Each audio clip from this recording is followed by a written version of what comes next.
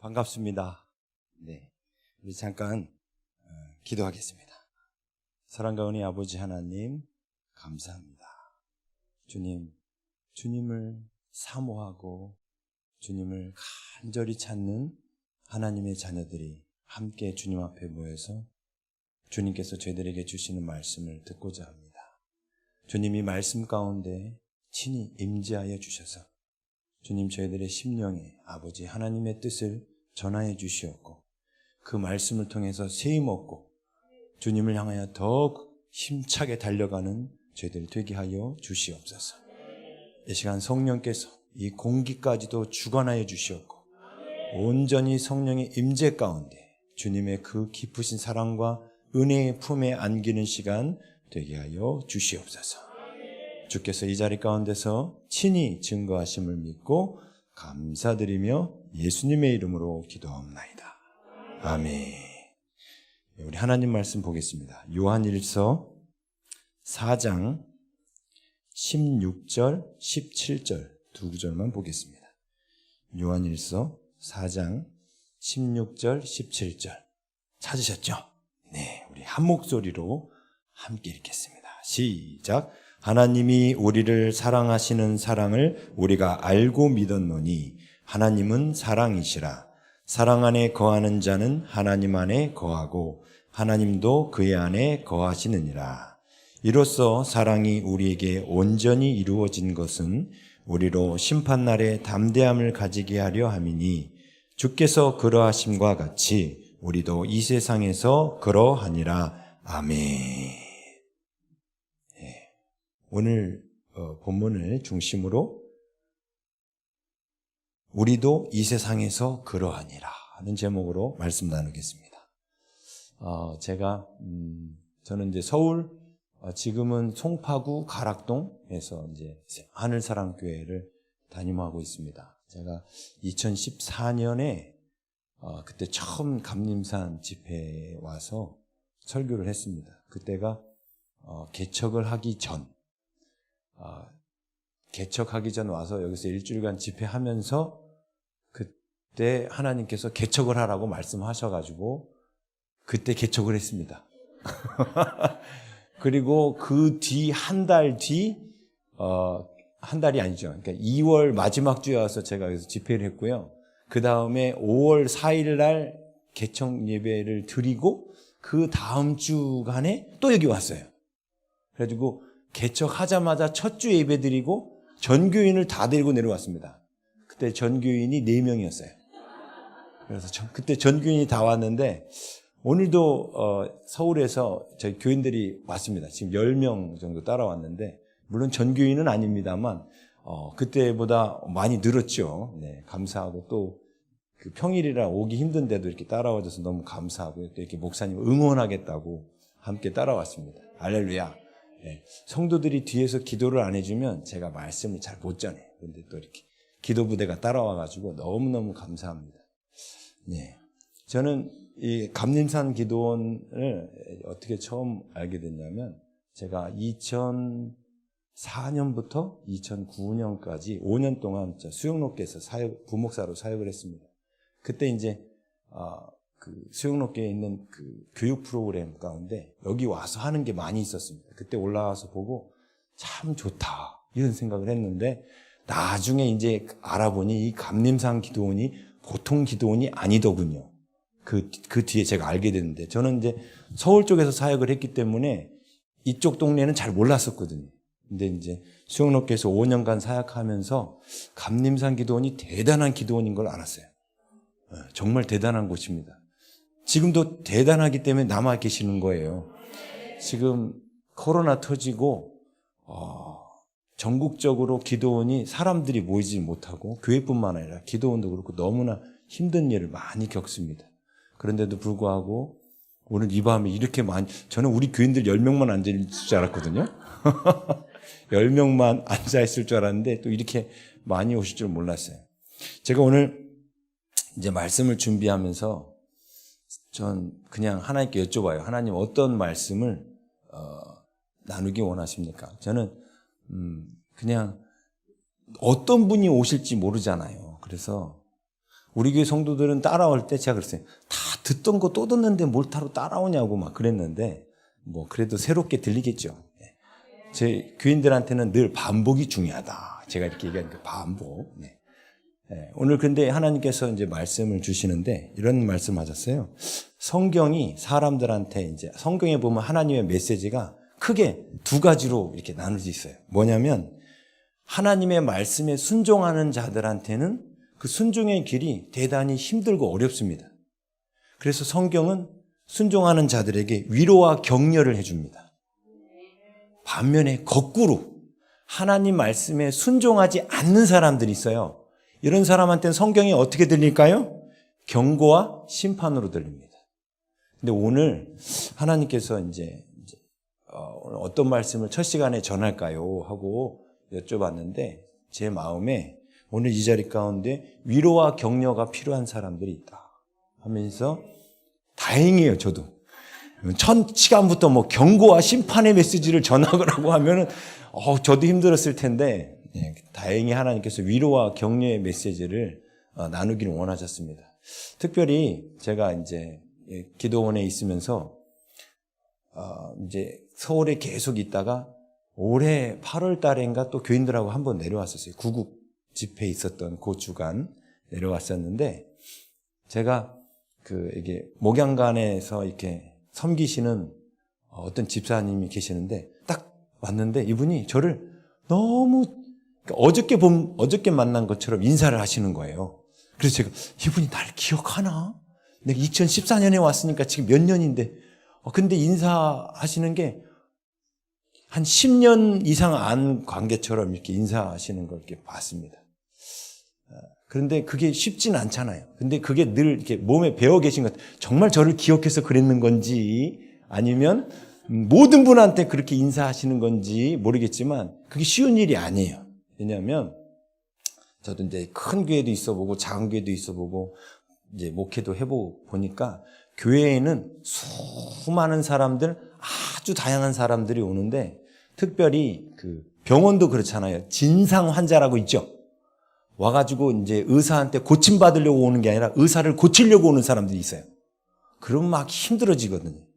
근데 기도원도 이제 은혜 받으러 이제 막 간절히 하나님 앞에 사모함으로 오시는 분들도 계시는데 그 사모함으로 오실 때 이제 진짜 막 찢기고 상처받아서 올라오는 분들이 있거든요.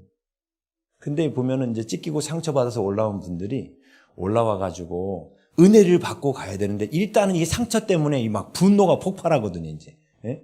그러면서 이걸 누구한테 푸느냐? 누구한테 풀까요? 1차로? 네, 맞아요. 직원분들한테 풀어요, 이게. 그래서 직원분들이 상처가 많아요. 예? 안 봐도 손바닥입니다, 이게. 그런데 그 많은 사람들을 상대하면서 제가 집사님이신지 권사님 되신지 지금 모르겠지만 그분을 뵈면서 변함없이 이렇게 따뜻하게 맞아준다. 이분이 참 하나님께서 기뻐하시겠구나. 그런 생각을 했습니다. 그런데 한편으로 또 이런 생각을 했어요. 제가 얼마 전에도 탈북자 사역을 하시는 어떤 목사님을 만나 뵀습니다. 참 훌륭한 목사님이에요. 정말 목숨 걸고 북한에 있는 사람들에게 탈북하는데 도움을 주는 그런 목사님이셨는데 근데 이 목사님이 탈북 사역에 대해서 이렇게 여쭤봤는데 이분이 탈북자들에서 뭐라고 말씀하셨냐면 북한 사람들 다 강아지입니다! 그러신 거예요. 자, 강아지라는 표현은 제가 그분의 말을 아주 완곡한 어법으로 바꾼 겁니다. 무슨 얘기 했는지 아시겠죠? 네, 그걸 아주 서울의 큰 교회 가서 설교하실 때 그렇게 서두를 시작하셨대요. 북한 사람들 다 강아지입니다. 그러니까 갑자기 그냥 그 교회가 조용해지더래요. 수습하시느라고 그 뒤에 쭉 우리는 세련된 강아지, 거기는 좀 거친 강아지, 뭐 이렇게 얘기하셨다는데 이게 왜 그러냐면 이분이 그 사역을 하시면서 정말 많은 상처를 받으신 거예요. 그러니까 탈북민들 보면 그 북한의 힘든 그 삶 속에 있던 분들을 이렇게 구출해내면 고맙잖아요. 생명의 은인이고, 그렇죠? 근데 놀라운 건요, 탈북자들이 사마리아하고 유대 땅 사이에 나병 환자들 10명 이야기 나오죠. 거기 보면 한 명만 돌아와서 예수님께 감사했다고 말하죠. 탈북자들이 딱 그렇대요. 10명의 사람을 구출했으면 9명은 원망한답니다. 구출받고 나서. 그냥 가만히 잘 살게 놔두지 왜 날 여기 데리고 왔냐고. 중간에 나오다가 잡혀서 다시 돌아가면은 이분이 몇 천만 원을 써서 구출해내야 된답니다. 근데 겨우겨우 몇 천만 원 써가지고 구출해냈는데 그래가지고 잘 나왔는지 찾아가서 봤더니만 욕을 바가지로 하면서 당신 때문에 내가 한 번 더면 죽을 뻔했다고 막 한국에 나와서. 그래가지고 이분이 하고 나서도 사역을 하고 나서도 막 속이 뒤집어져 가지고 오죽 화가 났으면 설교 서두에 북한 사람들은 다 강아지입니다 이렇게 했겠어요. 그죠? 근데 어떻게 이 일을 계속 하시는, 그렇게 그 사역을 하시면서 상처를 받는데 어떻게 이 일을 계속 하시는가. 여기 기도원에 아마 일하시는 분들도 그럴 거예요. 여기 사역하시다 보면 뭐 강아지 소리는 안 하시겠지만 속으로 이제 진상 그 기도원 찾으시는 분들 보면 막 화가 더 많이 나실 거예요. 그런데도 불구하고 이곳을 떠나지 않는 이유가 뭘까요? 제가 그 목사님도 그렇게 상처를 많이 받으시면서 왜 그 사역을 계속 하시는지 궁금했습니다. 근데 그 목사님이 이렇게 말씀하시더라고요. 그 탈북민들만 생각하면 그렇게 상처받았는데도 북한에서 북한에 있는 그 사람들만 생각하면 그냥 하나님 앞에 눈물이 난대요. 그냥 그렇게 상처를 받고 났는데도 북한 사람들 놓고 기도만 하면 눈물이 막 흐른답니다.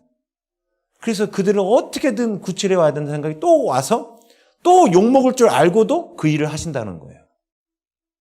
근데 제가 볼 때 여기서 기도원에서 일하시는 분도 똑같을 것 같아요. 오는 분들한테 욕먹을 걸 알면서도 여기 안 떠나고 버티는 것만 해도 하나님 앞에 큰 상급일 줄 믿습니다. 네. 그래서 좀 위로가 필요하다고 하신 것 같아요. 근데 반면에 이런 생각들도 들거든요. 어떤 생각 드냐면, 세상에 보면 이제 당장 여기 와가지고 저는 사실 이렇게 별로 유명한 목사가 아니에요. 저 처음 보신 분들 많죠. 우리 교인들 빼놓고는 다 처음 보셨을 거예요. 대부분. 그렇게 유명한 목사가 아닌데 이제 이용란 원장님께서 그냥 이렇게 은혜와 긍휼로 이렇게 세우셨던 거지. 제가 뭐 특별한 스타도 아니고 아무것도 아닌 그냥 평범한, 교회도 크지 않은, 옛날에 코딱지로 했다가 하나님한테 혼났는데 교회는 코딱지가 아니니까 조그만 교회 하고 있는데 이제 원장님이 이렇게 부르신 것 뿐이지. 원장님이 하나님의 눈이시기 때문에 저 같은 사람을 귀하게 보는 거지. 예, 세상 사람들은 뭐 저 같은 사람 알아주지 않습니다. 근데 하나님께서 이제 이곳에 보내시면서 저 같은 사람도 사실은 서울에는 있지만 그래 큰 교회도 아니고 그 6층에 새 얻어서 하는 교회에 있어요. 그러니까 큰 교회도 아니고. 그런데 이 기도원에서 사역하시는 분도 그렇고 우리들 안에 가끔씩 어떤 마음이 드냐면 내가 지금 하나님 앞에 크게 쓰임받지 못하고 있는데 이거 하나님 앞에 너무 죄송한 거 아닌가, 이런 마음 들 때가 있거든요. 일단 이 강대상에만 올라와도 뭔가 크게 쓰임받는 것처럼 보이잖아요. 근데 저는 그렇게 크게 쓰임받는 사람은 아니고 여기 올라오시는 분들이 어떤 분들인지 제가 알거든요. 대단히 유명한 분들이만 여기 올라오는 강대상이지 않습니까? 근데 반면에 저와 같이 이름 없이 빚도 없이 서울 한 구석에서 이렇게 목회하는 분들도 계시고 저 시골에서 서너 명 데리고 목회하시는 분도 계십니다.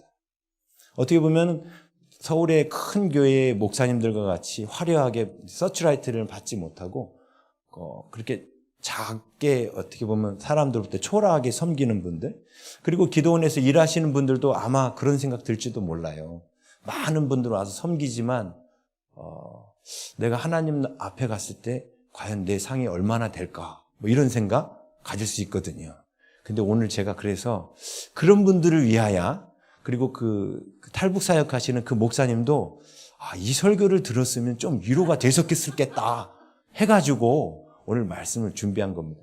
우리 교인들한테는 이게 그냥 세뇌시키는 말씀이에요. 이 말씀을 맨날 이렇게 전하는, 세뇌시키는 말씀이에요, 이게. 그래서 찔르면 딱 이게 나오는, 우리 교회에서는 이제 새가족 교육 일과가 이 내용이에요. 인생의 목적. 우리가 이 땅에 왜 사는가. 그게 우리 교회에 오면 첫 새가족 교육한테 교육하는 내용입니다. 근데 오늘 물론 그 내용 중심으로 할 겁니다. 근데 그 말씀이 오늘 이 자리 가운데 있는 여러분들에게 또 방송을 보시는 모든 분들에게 정말로 하나님의 말씀대로 사는 분들에 하는 거예요.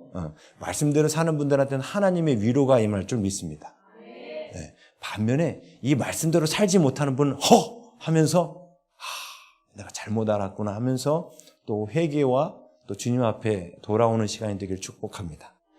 자, 오늘 이게 본문에 보면 16절에 하나님이 우리를 사랑하시는 사랑을 우리가 알고 믿었노니 이렇게 말하죠. 하나님께서 우리를 사랑하시는 사랑을 저는 이 자리에 계신 분들만큼은 다 아시는 분이라고 믿습니다. 왜냐? 하나님의 사랑을 모르면 이 추운데 여기까지 안 올라오거든요. 갑자기 날씨가 추워졌죠. 서울도 오늘 아침 2도까지 내려가가지고 나왔는데 제가 어저께 나올 때 여기 내려올 때 옷을 챙겨놨거든요. 밤에 이제 예배 다 끝나고 집에 가서 옷을 챙겨놨는데 그때 이제 약간 두꺼운 옷, 가을 옷 정도를 챙기고 나왔는데 성도들은 새벽에 왔더니 다 패딩 들고 온 거예요. 새벽에 너무 추우니까. 그래서 제가 집에 들어가서 딱 생각하면 그렇다고 내가 돌아다닐 건 아닌데. 그리고 이제 그냥 간단한 거 하나 더 들고 왔는데 이렇게 추운데 저는 이렇게 첫날 이렇게 많이 모이실 거라고 생각을 못 했어요. 근데 이 추운데도 불구하고 이렇게 모인 것은 그만큼 하나님에 대한 사모함이 있는 분들이죠. 예? 여러분들 그래서 여기 나온 것처럼 하나님의 사랑을 우리가 알고 계시는 분들입니다. 예. 알고 믿은 분들이에요. 우리가 하나님의 사랑을 모르면 하나님을 믿을 수가 없죠. 예. 근데 그러면서 여기서 뭐라고 말하냐면 하나님은 사랑이시라 하고 말합니다. 그렇죠? 그래서 하나님에 대해서 말씀드린 사랑이라는 거는 뭐냐면 성품이에요. 성품. 그렇죠? 근데 하나님의 존재를 나타내는 핵심 단어로 사랑이라는 단어를 썼습니다. 네? 자, 그런데 하나님께서 사랑이신데 왜 우리를 갖다가 이 땅에서 이 추운 날 이렇게 고생하게 만드셨냐는 거예요. 네? 사랑이신데 말이에요. 그냥 에덴에 놔두셨으면 뻘거벗고 다녀도 안 추운데 말이야. 그죠? 에덴에 놔두셨으면 그리고 먹을 거 입을 거 걱정 안 하고 편하게 살 수 있지 않습니까? 그럼 사랑이시면 그 아담이 잘못했다고 왜 우리까지 다 내쫓냔 말이에요. 아담만 내쫓고 우리는 다시 들어오게 좀 해주든가 그래야 되지 않아요? 사랑이시라면 그죠? 그런데 이제 이거는 우리 여러분들 중에 그렇게 저처럼 지금 이렇게 생각하는 분은 물론 안 계시리라 생각합니다. 근데 정말 하나님이 사랑이신 것을 우리가 비록 눈에는 에덴과 같이 보이지 않는 환경 속에 있을지라도 하나님이 정말 사랑이시란 것을 삶 속에서 깨달았기 때문에 우리가 지금 이 자리에 있는 겁니다. 자, 그러면서 사랑이신 하나님께서 우리를 왜 만드셨는가? 도대체 우리를 왜 만드셨는가? 자, 오늘 이 얘기를 좀 하려고 하는 거예요. 하나님이 우리를 왜 만드셨는가? 하나님이 우리를 왜 만드셨을까요? 세상에 있는 신화라고 말하는 그리스 로마 신화도 있고 바벨론에 있는 우가리 신화도 있고 무슨 세상에 보면 많은 인도 신화가 있어요. 신들의 이야기. 신화 속에서 등장하는 사람이 만들어진 목적을 보면 신들이 사람을 종으로 부리기 위해서 만들었다고 돼 있어요. 종으로 부리려고. 신들이 하는 일이 귀찮아가지고 신화 속에 나오는 신들은요, 계급이 있습니다. 계급이. 그리고 높은 신이 있고 낮은 신이 있어요. 예를 든다면 제우스는 높은 신이고 제우스의 심부름을 하는 헤르메스는 낮은 신이에요. 그래서 바울하고 바나바가 구브로에 갔을 때 바울이 설교를 하고 바울이 병자를 고치니까 그리고 바나바는 뒤에 서 있었거든요. 그랬더니 바나바를 갖다 제우스라고 불렀어요. 왜 그랬냐면 심부름은 헤르메스가 하거든요. 그러니까 바울은 헤르메스, 헐메스라고 이제 성경 그렇게 돼 있죠. 그리고 뒷짐지고 있었던 바나바는 심부름을 시키는 더 높은 사람, 입 다물고 있는 사람 더 높은 거야. 그래서 바나바는 제우스 이렇게 불렀죠. 그때 옷을 탁 찢어가면서 우리는 그러한 자가 아닙니다. 이렇게 나오잖아요. 자, 이게 바울 당시에도 있었던 신화예요. 근데 그 신화 속에 보면 높은 신이 있고 낮은 신이 있어요. 근데 사람을 왜 만들었느냐? 이 낮은 신이 높은 신한테 맨날 명령받으니까 자기가 맨날 이렇게 종처럼 일하니까 이게 싫은 거야. 그래서 나도 좀 종처럼 부릴 만한 뭔가를 만들어야겠다 싶어서 만들어진 게 사람이라는 거예요. 이게 신화 속에서 나오는 사람이 만들어진 목적입니다. 그런데 안타깝게도 이런 잘못된 신화적 생각이 교회 안에도 들어와 있어요. 그게 뭐냐면 하나님께서 우리를 만드신 목적을 이사야서 43장 21절 이 백성은 내가 나를 위하여 지었나니, 내가 나를 위하여 지었다는 이 표현을 아주 그 신화적 그 세계관을 갖고 해석하는 분들은 우리가 이 백성은 내가 나를 위하여 지었나니 나의 찬송을 부르게 하려 함이라. 우리를 하나님 앞에 성가대로 만드셨다고 이렇게 착각하는 분들이 있어요. 성가대로. 그래서 우리는 하루 종일 노래방 기계야. 주님을 찬양해야 돼. 뭐 이렇게 자꾸 이 구절을 착각하는 분들이 있어요. 근데 이 말씀이 그런 뜻이 아닙니다. 나를 위하여 지었다, 나를 위하여 만들었다 하면서 뭐라고 말씀했냐면 나를 찬송하게 하려 함이라는 이 뜻이 뭐냐면 하나님이 너무너무 사랑스러워가지고 우리가 하나님을 사랑하는 그 찬송을 부르도록 만드셨다는 거예요. 좀 달라요. 그러니까. 그런데 이게 이런 잘못된 신화의 영향이 교리에도 영향을 끼쳤어요. 그래서 대요리, 소요리, 그 웨스민스터 대소요리 문답에 보면 사람이 제일 되는 목적이 뭐냐 하면 하나님의 영광을 위하여 영원토록 그분을 기뻐하는 거 이렇게 나와요. 근데 그래서 하나님께 뭔가 영광을 드리기 위해서 만들어졌다. 근데 뭔가 주님한테 뭔가를 갖다 바쳐야 되는 어떤 그런 식으로 그 대소요리 문답을 잘못 해석하는 분들이 있어요. 그게 그런 뜻이 아닌데. 자, 하나님께서 우리를 만드신 이유, 오늘 본문에 보면 하나님은 사랑이시니라 그랬죠? 자, 이제 제가 칠판을 좀 쓰겠습니다. 자, 하나님은 사랑이시다라는 말씀에는 기본적으로 무슨 뜻이 깔려 있냐면 하나님은 홀로 존재하지 않으신다는 뜻입니다. 사랑을 혼자 합니까? 아이고 사랑해, 이거는 사이코죠. 네. 사랑은 혼자 하는 게 아니에요. 반드시 대상이 있어야 되는 겁니다. 그렇죠? 그래서 하나님이 온 우주 만물을 창조하기 전 그 하나님은 지금도 변함없고 그때도 변함없었는데 그때도 사랑이셨어요. 사랑이란 뜻은 홀로 계시지 않았다는 뜻이죠. 그래서 우리는 하나님께서 성부, 성자, 성령의 삼위로 계심을 알고 있습니다. 그렇죠?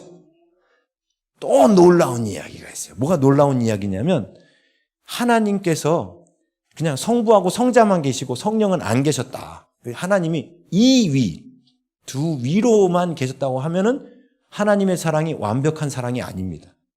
네? 그게 뭔 소리예요? 보세요. 온 우주 만물 가운데 딱 두 분밖에 안 계신다고 생각해 봐요. 그러면 선택의 여지가 없습니다. 그렇죠? 딴 뭐 존재가 있어야 사랑하지. 선택의 여지가 없는 거예요. 그러면 그 사랑이 불완전할 수밖에 없다는 거예요. 그런데 하나님이 삼위로 계시다는 이 사실이 정말 하나님은 사랑이시라는 증거라는 거예요. 왜냐? 잘 보세요. 이러시진 않는데 예를 드는 거예요. 성부하고 성자하고 편먹고 성령 왕따시킬 수가 있죠. 사랑이 없으면. 그렇죠? 이게 편먹고 왕따시킬 수 있죠. 또 성부하고 성령님께서 이렇게 편먹고 성자 왕따시킬 수도 있죠. 이러시진 않아요. 근데 그럴 수도 있다는 거죠. 또 성자하고 성령 편먹고 성부 왕따시킬 수도 있죠. 예? 그런데 세 분인데 사랑하신다는 뜻은 완벽한 사랑이라는 거예요. 서로 왕따시키지 않고 사랑하는 관계라는 뜻은 너무나 완벽한 사랑이라는 뜻입니다. 그렇죠? 그리고 하나님께서 정말 완벽한 사랑이시라면요. 보세요. 여러분 사랑받을 때 여러분 마음이 어때요? 행복해요? 기뻐요?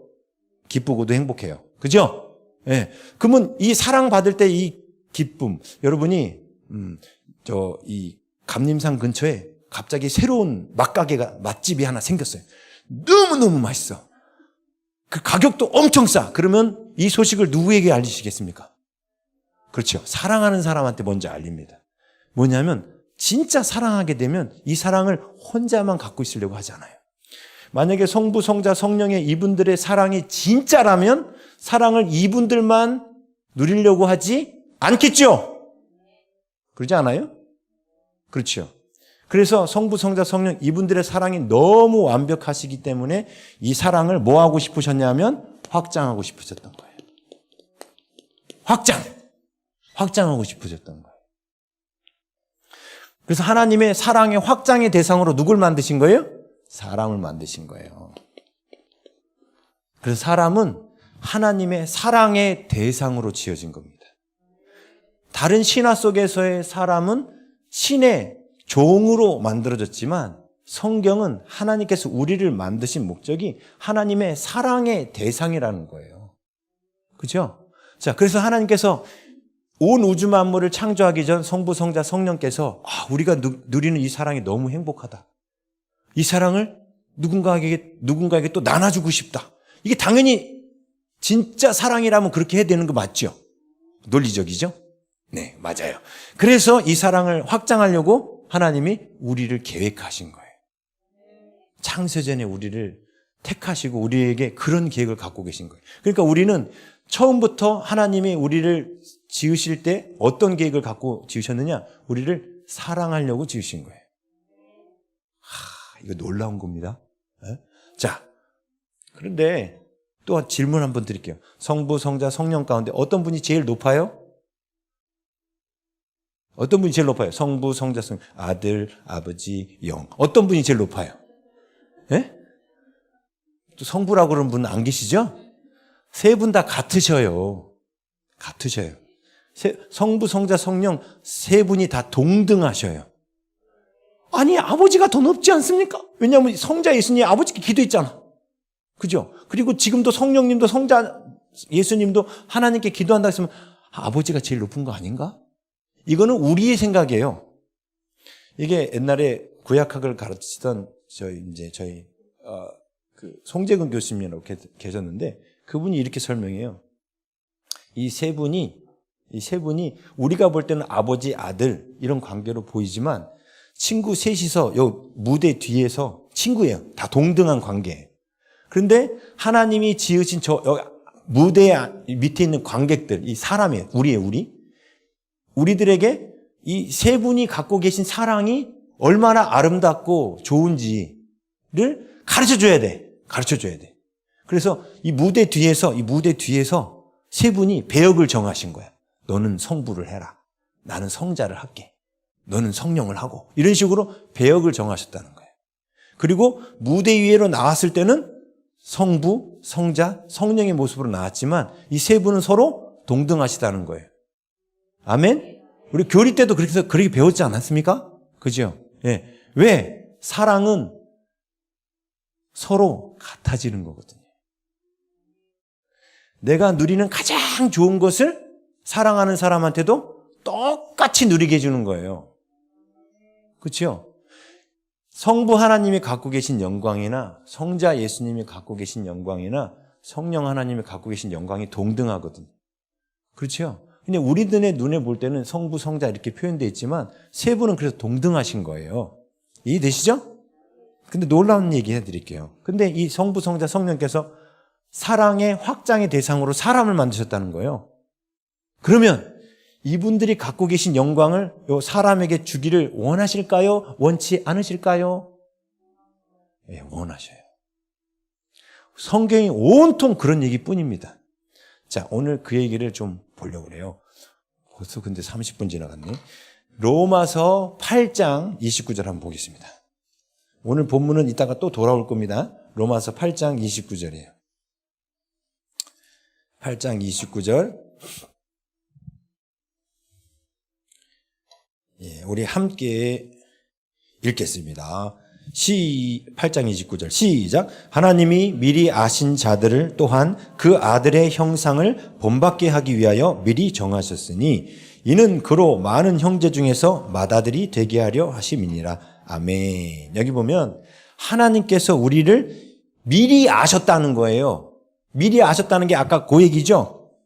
우주를 만들기도 전에 우리를 향해서 계획을 갖고 계셨어요. 그게 뭐냐면 우리가 하나님의 사랑의 대상이 되는 거예요.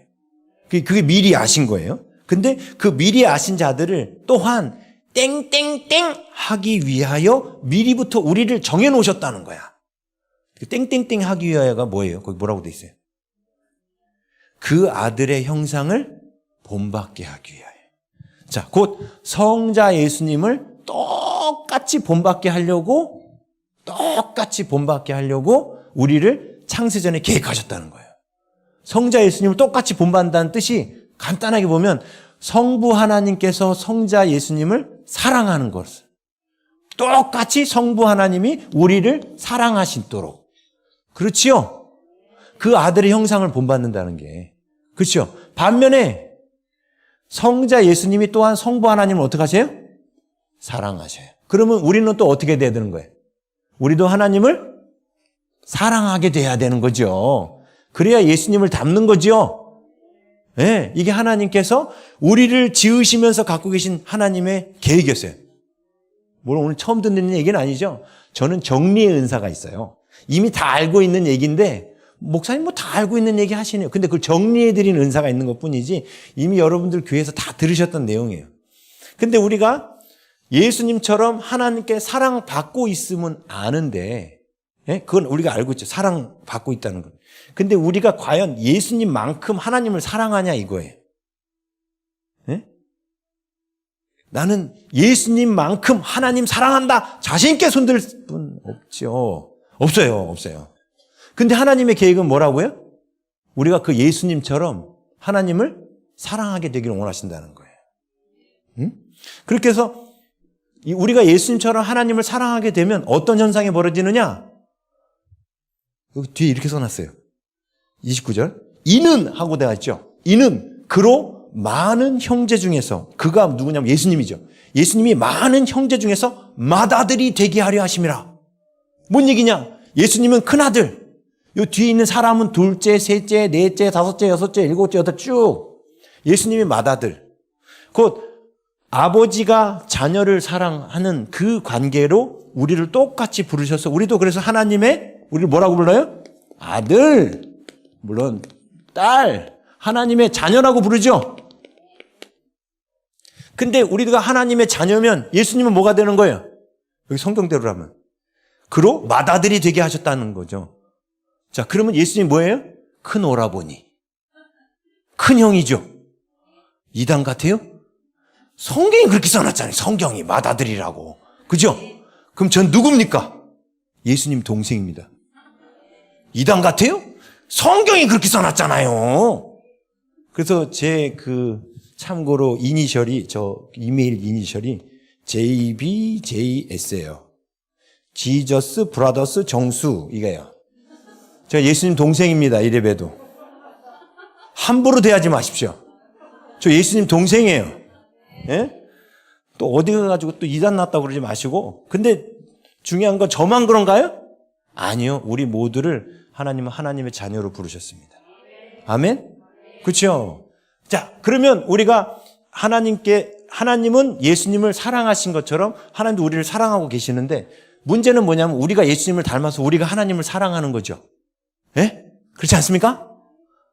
자, 이제 한번 우리 머리를 갖다가 정말 냉철하게 성경을 갖고 따져봐야 됩니다. 뭘 따져야 되느냐? 보세요. 자, 하나님께서 창세 전에라고 말씀하셨으면 창조, 이게 바로 인류의 시작 알파입니다. 그렇죠? 알파 오메가는 시간을 말하는 거예요. 여기 이쪽은 끝에는 뭐가 되냐면 오메가가 돼요. 인류의 시작은 창조, 인류의 끝은 뭐죠? 예수님의 재림이에요. 하나님이 우리를 언제 택하셨다고요? 창조 이전에, 이때 창세 전에 우리를 택하신 거죠. 그렇죠? 창세 전에 택함 받은 우리가 훗날 예수님 재림하실 때 새 하늘과 새 땅으로 다 들어갑니다. 그죠? 여기 계신 분들 다 새 하늘과 새 땅에 들어가는 줄 믿습니다. 당연하죠. 당연히 가야죠, 저기. 그죠? 그러면 여기서 이렇게 우리가 시비를 걸어보자고요. 그러면 사랑하신다 그랬잖아. 그럼 우리가 바로 여기다 바로 지으시지? 그 생각 안 드세요? 아니, 우리 사랑하신다 했잖아요. 그럼 우리를 바로 이 땅에다 지으시지. 왜 중간에 애매하게 알파, 오메가, 창조부터 재림까지 요 시간, 여기 시간세계예요. 시간세계. 시간이라는 걸 만들어가지고 우리를 여기에다 이렇게 두셨냐는 거예요. 왜 우리를 여기다가. 에? 아니, 그냥 창세전에 택했으니까 택한 사람 다 천국 간다며. 그럼 우리를 여기다가 딱 만들어 놓으시면 좋잖아요. 안 그렇습니까? 에? 그렇잖아요. 그럼 우리가 생고생 안 하고 이 추운 날 떨 필요도 없고. 그렇지 않아요? 냉철하게 따져보자는 거예요, 성경을. 그죠? 근데 하나님 우리를 여기다 두셨다고요. 그럼 이유가 있을까요? 없을까요? 있죠. 하나님 이유가 있어서 우리를 여기다 두신 거예요. 자, 인류의 시작은 창조, 인류의 끝은 재림. 나 개인의 알파는 뭔가요? 출생이에요. 그죠? 나 개인의 오메가는 뭐죠? 죽음이에요. 근데 우리는 죽음이 끝이 아니죠? 죽음 이후에 새하늘 가서 땅으로 가지 않습니까? 그렇죠? 근데 나의 출생부터 지금 이제 죽음을 향해서 우리가 가고 있는데, 출생부터, 물론 이전에 예수님 오시면 할렐루야고, 출생해서 가고 있는데 내가 지금 시간 어느 시점에 서 있습니다. 지금 서 있는데 여기 두시지 말고 그냥 처음부터 여기 두시면 좋잖아요. 근데 내가 지금 여기에 세워놓으신 데는 하나님 이유가 있지 않습니까? 이 이유를 모르면 지금 나는 시간을 낭비하고 있는 거예요. 오늘 이 이유를 알면 그 탈북 사역하는 목사님도 위로를 받고요. 이 기도원에서 남들 알아주지 않는 허드렛 일을 하면서 수고하시는 분들도 이 이유만 알면 위로를 받을 수 있어요. 이 이유만 알면. 네? 왜 하나님은 우리를 여기다 두셨는가? 이미 성경 읽었거든요. 뭐라고 되어 있습니까? 하나님께서 미리 아신 자들을 또한 땡땡땡 하기 위하여 미리 정하셨으니, 창세전에 우리를 정하신 목적이 우리가 알파와 오메가 동안에 뭐 하도록? 그 아들의 형상을 본받도록. 다시 말하면 우리가 하나님을 사랑하는 사람이 되기를 원하시는 거예요. 그렇죠? 하나님은 우리를 처음부터 하나님을 사랑하도록 지으셨지, 우리가 하나님을 사랑하는 상태로 만드시지 않았어요. 그럼 또 조금 억울해지잖아. 뭐가 억울해집니까? 아니, 그럴 거면 처음부터 우리 안에 하나님 사랑을 쑥 집어넣어서 만드셔서 그냥 바로 여기다 넣어놓으시면 또 좋잖아요. 논리적으로 따져보자고요. 제가 따지는 거 엄청 좋아해요. 그지요? 근데 왜 사랑을 우리 안에 안 넣어놓으셨냐는 거예요. 왜? 자, 이건 마치 이런 것 같습니다. 자, 여러분 집에 자녀분들 키우시는 분들 중에 정말로 내 자녀가 말을 안 듣는다. 그런데 그분한테 제가 약을 처방해 드렸어요. 이거. 이 약을 갖다가 먹이시면 한 달간 무조건 엄마 아빠 사랑합니다. 아침마다 할 것이고, 엄마 아빠가 시키는 대로 무조건 복종할 것이고, 그렇게 할 겁니다. 이 약만 먹이면 한 달 동안 효과가 나타납니다. 자, 이 약을 받아가지고 자녀한테 먹이실 분, 이럴 때 손드는 분들은 자녀가 문제가 정말 심각한 분들이에요. 그렇죠? 그런데 아무리 자녀가 문제가 심각해도 이 물을 갖다 먹이지는 않습니다. 그 이유가 뭐죠? 그것은 내가 그 자녀한테 최면을 거는 거예요. 최면을 걸어서 그 자녀가 나에게 순종하고, 최면을 걸어서 그 자녀가 나를 사랑하는 것을 사랑이라고 말할 수 있습니까? 없지요. 하나님이 우리를 만들어 놓으시고 우리 안에 하나님을 사랑하도록 프로그램을 다다다다다닥 넣습니다. 그래서 우리가 하나님 사랑합니다. 이게 인공지능이지 무슨 인격이 아니죠. 그래서 하나님 우리를 만드실 때 어떻게 만드셨어요? 하나님을 사랑할 수도 있고 하나님을 사랑하지 않을 수도 있는 자유의지란 걸 주신 거예요. 그죠? 그래서 우리가 이 자유의지를 갖고 하나님을 사랑할 수도 있고 하나님을 사랑하지 않을 수도 있는 거예요. 그런데 우리가 택하여 스스로 나의 의지를 가지고 하나님을 사랑해야만 그걸 진짜 사랑이라고 말할 수 있습니다. 그렇죠? 네, 여러분들이 하나님이 주입해 놓은 프로그램에 따라 사랑하는 그건 사랑이 아니에요. 그건 로봇이지. 그래서 하나님이 우리를 지으실 때 하나님을 사랑하는 상태로 지으신 게 아니에요. 그래서 우리를 자유의지라는 걸 주시고 사랑할 수도 있고 사랑하지 않을 수 있는 상태로 만드신 거예요. 그러면서 우리가 이 시간 세계 동안에 하나님을 사랑하는 자로 어떻게 되기를 원하세요? 변화되기를 원하시는 거예요. 왜 하나님께서는 시간을 만드셨는가? 양자물리학하는 그 과학자들한테 시간의 본질이 무엇이냐고 물어보십시오. 시간의 본질이 뭐냐고. 아무도 대답 못합니다. 왜요? 물리학자들이 시간을 만든 게 아니기 때문에. 시간이 왜 존재하는지 물리학자들은 대답을 못해요. 그런데 성경은 정확하게 말합니다. 하나님께서 시간을 만드신 목적, 천국에 가면 시간이 흐르지 않아요. 하나님이 시간을 만드시기 전, 창세 전에도 시간이란 건 존재하지 않았습니다. 근데 하나님께서 시간을 만드신 목적이 뭐라고요? 우리가 그 아들의 형상 예수 그리스도를 닮아 하나님을 사랑하는 사람으로 변화되라고 시간을 만드신 거예요. 자, 그래서 우리가 꼴까닥 죽었습니다. 죽고 난 이후에 많은 분들이 어떤 착각을 하냐면 죽고 난 이후에 천국 가면 그때부터 하나님 열심히 사랑할 거라고 생각하시는데 다 잘못된 생각입니다. 보십시오. 부자와 거지 나사로 비유를 보면 부자가 지옥에 가가지고 음부에 가가지고 막 후회하고 그러잖아요. 자, 후회하는 부자에게 천국 후회하면 회개하고 있는 거예요. 회개. 그렇죠? 그래서 회개를 어느 정도까지 했느냐? 나사로를 우리 집에 보내서 내 형제들만큼은 여기 오지 않게 하소서. 아브라함한테 그렇게 부탁하죠. 근데 후회한다고 해서 네가 후회했구나 해가지고 하나님이 그를 용서하셔서 낙원으로 불러 올리십니까? 안 해요. 그 이유가 뭐죠? 시간이 끝났기 때문에 그가 뭐가 사라진 거예요? 기회가 없는 거예요. 시간만 변화의 기회를 주는 거예요. 시간이 끝나면 알파 오메가 시간이 끝나면 변화의 기회가 사라지는 겁니다. 그래서 죽고 난 뒤에는 안 바뀌어요. 죽고 난 뒤에 여기서 기도 열심히 한다고 지옥 간 분이 천국 가는 것도 아니고 뭐 연옥 가가지고 천국 갈 수도 있고 지옥 갈 수도 있고 이거는 과학적으로 문제가 있는 거예요. 왜? 시간이 멈춰버리고 나면 더 이상 변화라는 게 일어나지 않습니다. 변화가 일어나지 않아요. 바꿀 수가 없어요. 시간이 멈춰버리고 나면. 그래서 언제만 기회가 있습니까? 숨이 꼴가닥 넘어가기 전까지만 기회가 있는 거예요. 어떤 기회? 우리가 하나님을 사랑할 수 있는 기회. 그래서 사랑은요, 점점점 자라가는 거예요. 우리 아기들을 키우면 아기들이 뭐 맛있는 거 어릴 적에 이제 이웃이 끝나고 맛있는 거 막 먹지 않습니까? 그러면 엄마 하나 줄래? 그러면 처음엔 줘요, 안 줘요? 안 줘요. 못된 놈들이에요.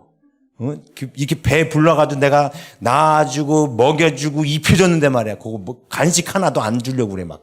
예? 근데 이 아이가 커가면서 엄마의 사랑을 깨달아가면서 나중에는 어떻게 해요? 어버이날이라고 애가 막 그래 엄마 사랑해요 막 갖다 막 붙여주죠. 예? 그러면서 뭔가 아이들이 그러면서도 좀 더 크고 나서 엄마가 뭐 조금만 혼내면 엄마 미워 막 이러고 이게 뭐냐면 아직 엄마의 깊은 사랑을 깨닫지 못한 거예요. 그러다가 우리 한국말에 그런 거 있죠. 철든다. 철이 든다는 뜻이 뭐예요? 엄마의 사랑을 매를 들어도 그 속에서 엄마의 사랑을 읽어내는 거예요. 그렇죠? 그게 뭐냐면 성숙해지는 겁니다. 그게 성숙이에요. 마찬가지로 우리도 알파에서 시작해서 오메가까지 우리가 누구를 닮아야 되는 거예요? 예수님. 예수님이 그래서 자신을 뭐라고 표현해요? 나는 알파요 오메가다. 곧 우리가 알파부터 오메가까지 다 예수님을 닮아야 되는 거예요. 그런데 어떤 사람은 알파, 베타 갔어. 감마까지 갔어. 근데 여기까지 와서 꼴까닥 죽었네. 그냥 예수님이 34살에 승천하셨으니까 우리 한국 나이로 34살에 승천하셨으니까 34이 완성된 숫자라고 그냥 가정을 할게요. 자, 어떤 사람이 예수님을 영접하고 70 먹은 노인이 예수님을 영접했어요. 그래서 예수님이 거듭났어, 이제. 보너긴에서 거듭났어요. 그럼 새로 태어난 거죠? 그러면 영적인 나이는 몇 살입니까? 한 살. 자, 이분이 그 다음날 꼴까닥 죽었네. 천국 가면 몇 살일까요? 1살. 중요한 건 영원히 1살. 물론 외모가 1살이라는 게 아니라 하나님을 사랑하는 수준이 영원히 1살이라는 뜻이에요. 반면에 어릴 적부터 성령의 불을 받고 주님의 말씀으로 부모로부터 막 좋은 신앙 물려받아가지고 막 헌신하고 바울처럼 그냥 주님을 위해서 그냥 어렵고 힘든 사람에서 막 섬기고 막 그래가지고 영적 나이가 한 거의 34까지는 안 가도 30살이라고요. 30살.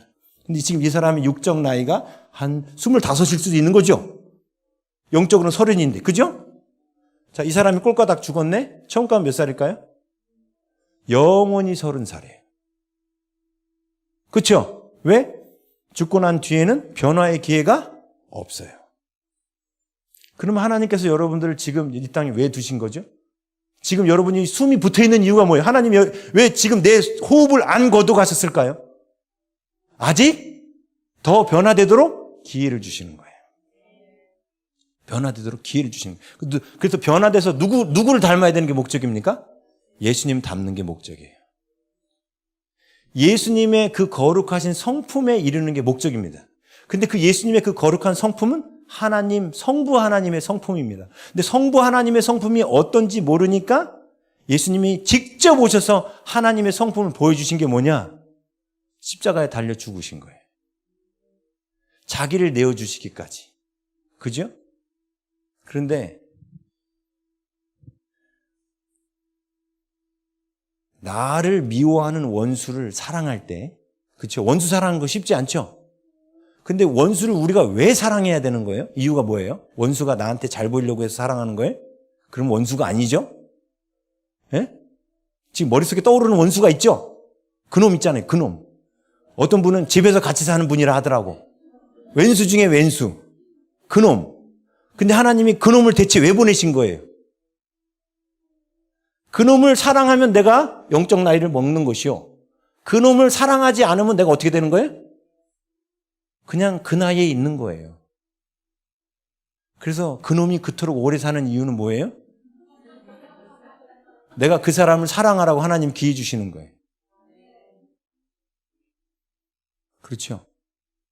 근데 우리는 원수로 보는 거예요. 근데 그 원수 중에 진짜 원수가 뭐냐면 내가 나를 핍박하는 원수를 사랑하는 것도 대단히 힘든 일입니다. 그런데 하나님께서 우리에게 보여주신 사랑, 이게 최고의 사랑인데 그게 뭐냐면 하나님이 자기처럼 자기 목숨처럼 사랑하는 그 아들 예수 그리스도를 핍박한 자들을 하나님은 용서하셨어요. 여러분, 여러분을 누군가가 핍박할 때 그 사람을 용서하는 것도 힘든데 여러분이 사랑하는 여러분의 자녀를 누군가가 못 살게 굴어요. 그 사람 용서하기 쉬울까요? 차라리 나한테 고통을 주라 그래. 그런 말 나오겠죠. 내 자식이 고통받는 거 못 견딥니다. 하나님 우리에게 보여주신 사랑이 뭐예요? 하나님이 그토록 사랑하시는 하나님의 아들을 십자가에 못 박은 우리들을 용서하신 거예요. 그리고 우리 보고 그 사랑 가운데 이르라고 하신 거예요. 저는 감사하게도 우리 한국교회는 그런 샘플이 되는 그 신앙의 샘플이 되는 분이 있어요. 누구죠? 대표적으로 손양호 목사님. 그렇죠? 손양호 목사님 그 사랑을 했죠. 자기가 가장 사랑하는 두 아들을 죽인 원수를 사랑했잖아요. 그분은 34살이에요. 그거보다 더 큰 사랑이 없거든요, 성경에. 그런데 같이 사는 왼수도 사랑 못한다니까요, 우리가. 중요한 건 사랑 계속 하지 마세요, 그냥. 그래서 천국 가서 5살로 그냥 평생 사세요. 5살 평생. 영원토록. 영원토록 5살. 근데 내가 이 땅에서 우리가 오래 살아. 요즘에 100세 시대라고 그러는데 그 좋다 이거예요. 100세까지 산다 해요. 100세 살고 싶지도 않죠. 너무 길어서. 근데 100세까지 산다 해요. 요 시기 동안에 내가 그 원수를 사랑하면 천국 가서 영원토록 하나님의 그 영광 속에 머무는 거예요.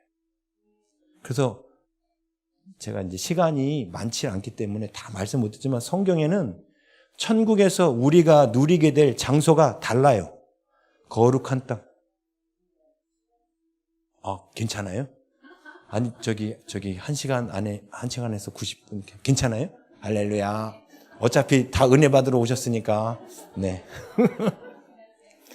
자, 제가 지금 드리는 이 말씀을 제가 이제부터 성경을 찾아 보여드릴 거예요. 상급이, 이거에 따라 어떻게 달라지는지, 정말. 네? 자, 지금 여러분의 영적 나이가 몇 살인지 우리는 잘 몰라요. 근데 하나님은 정확하게 아십니다. 그렇죠? 근데 오늘 꼴가다 가면 바로 지금 이 나이로 천국에서 영원히 사는 거예요. 자, 잘 보세요. 우리가 천국 가면 무슨 일을 하며 살까요? 찬송? 저 천국 가기 싫어요. 찬송 부른다 그러면. 왜냐면 전 찬양의 은사가 없어요. 저는 막 찬양 부를 때마다 목이 좀 아프고, 이 박자랑은 조금 맞추는데, 이게 소리도 잘 이쁘게 안 나오고, 그런데 천국에서 영원토록 찬송만 하래. 이건 저 같은 사람한테는 지옥이죠? 아니에요? 찬송을 잘하시는 분들한테는 천국 가서 영원토록 찬송하는 게 축복이지만 저한테는 지옥이에요. 근데 천국 가면 우리가 찬송만 하는 게 아니에요. 성경은 우리가 천국에서 하게 될 일을 아주 정확하게 기록해 놨어요. 이거는 뭐 꿈에 환상에 갔다 왔다 뭐 사후체험 이런 게 중요한 게 아니라 성경이 기록한 우리가 천국 가서 하게 될 일. 계시록 22장 3절 찾아보겠습니다. 앞에 이제 금방 떼어지던데 한번 앞에를 보셔도 될 것 같아요. 요한계시록 22장 3절. 자, 앞에 보이시죠? 예. 3절. 다시 뭐가 없으며? 저주가 없으며 하나님과 그 어린 양의 보좌가 그 가운데 있으리니 그의 종들이 뭘 하며? 하나님의 종들이 하나님을 섬기는 일을 합니다. 여러분, 우리가 하나님을 섬기는 일을 하게 된대요. 천국 가서 하게 될 일이죠, 이거. 전 두루뭉실 그렇게 말 안 해요. 뭐 환상 뭐 이런 게 지금 성경에 기록한 거예요. 성경에 우리가 천국 가서 영원히 하게 될 일 중에 하나가 뭐냐? 그를 섬김이에요. 두 번째, 4절. 그의 얼굴을 볼 터이요. 하나님의 얼굴을 보는 일을 합니다. 그렇죠? 그의 이름도 그들의 이마에 있으리라. 5절, 세 번째 일이 나와요. 뭐냐? 다시 밤이 없겠고 등불과 햇빛이 쓸데없으니 이는 주 하나님이 그들에게 비치심이라. 그들이 세세토록 뭐 하리로다? 왕노릇하리로다. 자, 세 가지가 나왔어요. 첫 번째, 섬긴다. 두 번째, 하나님의 얼굴을 본다. 세 번째, 왕노릇한다. 자, 어떤 사람이 천국 가면 왕노릇할까요? 순교자요? 아니요. 제가 처음 말씀드렸잖아요. 34살 먹은 사람 맞아요. 34살 먹은 사람이에요. 만약에 큰 교회 목사님이 천국 가서 왕노릇한다 그러면 저 같은 사람은 소망이 없어요. 그죠? 여기 강대상에 쓰는 사람은 천국 가서 왕노릇한다 그러면 이 기도원에서 허드렛 일을 하는 분들은 소망이 없는 거예요. 근데 천국은 그 기준으로 따지지 않아요. 우리가 이 땅에서 어떤 직업을 가졌느냐 그거 갖고 따지지 않습니다. 아까 뭐 기준이 뭐라 그랬어요? 내가 얼만큼 하나님을 사랑하느냐 이거예요. 자, 말씀드려 볼게요. 첫 번째 일이 하나님을 섬기며라고 그랬죠. 여러분, 하나님을 섬기는 일이 너무너무 기쁜 분. 왜 손을 안 들지? 하나님을 섬기는 게 너무 기쁜 분. 아멘? 지금 이게 여러분의 현재 모습이에요. 하나님을 섬기는 게 너무 기쁜 분은 천국 가서도 그 기쁜 일을 계속 하게 해주시는 거예요. 그런데 섬기는 게 힘들어. 지긋지긋하다 이 섬기는 거. 하나님을 섬기는 게 작은 자들을 섬기는 거죠. 근데 그 작은 자들을 섬기는 게 지긋지긋하면 천국 가서 그 지긋지긋한 날 일을 시킬까요? 안 시킬까요? 안 시켜요. 안 시킵니다. 이 땅에서 섬김의 기쁨을 아는 자만이 천국에서도 영원히 섬기는 거예요. 당연하겠죠? 그래서 걱정하지 마세요. 이 땅에서 섬기고 싶지 않은 분들 걱정하지 마세요. 천국 가면 섬길 일 없습니다. 이따가 증거를 찾아드릴 거예요, 제가. 섬기고 싶지 않은 분들은 그냥 섬김만 받으세요, 그냥. 괜찮아요. 그냥 섬김만 받으세요. 5살짜리는 섬김 받아야 되는 나이잖아요. 그죠? 30살하고 5살하고 싸우면 누가 잘못한 거예요? 무조건 30살이 잘못한 거죠. 그죠? 30살하고 5살하고 사탕 하나 갖고 싸우면 누가 잘못한 거냐고요. 무조건 30살이 잘못한 거예요, 이거는. 근데 싸웠다, 이게 무슨 뜻이에요? 30살이 아니라 5살인 거지. 보세요. 성숙했다, 나이가 많다는 뜻은 뭐냐면 섬긴다는 뜻이에요. 손해본다는 뜻이에요. 자기보다 믿음이 어린 자들을 향해서 손해본다는 뜻이에요. 작은 자들을 위해서 손해본다는 뜻이에요. 그게 섬기는 겁니다. 그렇죠? 근데 치고받고 같이 싸운다는 뜻은 무슨 뜻이에요? 영적 나이가 같다 이 뜻이에요. 복잡하지 않죠? 나이가 중요한 게 아닙니다. 자, 하나님은 이 땅에서 우리가 큰 교회 담임을 했느냐, 뭐 빌 게이츠처럼 큰 기업을 이뤘느냐, 뭐 이런 거 안 따지셔요. 하나님 뭐 갖고 우리를 심판대에서 심판하시느냐? 하나님을 얼마만큼 사랑했느냐예요. 그런데 보이는 바 그 형제를 사랑하지 못하는 자가 보이지 않는 바 하나님을 사랑할 수 없습니다. 그래서 우리가 이 땅에서 나에게 보낸 사람들을 사랑하는 그 모습을 갖고 평가하신다는 거예요. 근데 나에게 보낸 그 사람들을 섬길 때에 우리 안에 뭐가 있어야 되냐면 기쁨까지 올라와야 돼요. 억지로 섬기는 분, 억지로 하다 보니까 자꾸만 상처도 받고 또 상처도 주는 거예요. 그건 아직 내가 성숙하지 못한 거예요. 근데 그 단계를 뛰어넘으면 어떻게 되는 줄 아십니까? 와서 나를 짓밟는데도 그 사람을 용서하고 사랑할 수 있어요. 진짜입니다. 저도 이렇게 옷을 이렇게 쫙 벗어서 앞하고 뒤를 싹 보여드리면 창이 꽂혀 있고 칼자국이 나 있고 곡괭이도 꽂아져 있고 호미도 꽂아져 있고 별의별 게 다 꽂아져 있어요. 목회라는 게 그렇거든요. 막 사랑해주고 헌신해주고 섬겨도 계속 돌아오는 건 상처예요. 그 탈북자들만 그런 게 아니에요. 그분이 그랬잖아요. 거기는 거친 강아지, 한국은 세련된 강아지일 뿐이에요. 그 사람은요, 서로에게 막 상처를 주게 돼 있어요. 근데 옛날에는 그 상처가 너무 힘들어가지고 같이 싸웠어요. 그럼 똑같은 거죠, 나이가? 그러다가 주님의 진리를 깨닫고, 이러면 안 되는구나. 근데도 그걸 품는 게 마음이 어때요? 힘들었어요. 근데 그 힘든 게 섬기는 일인데 힘들잖아요. 근데 천국 가서도 그 일을 계속 하라고 하면 어떨까요? 안 맡기시겠죠? 그럼 어디까지 올라가야 돼요?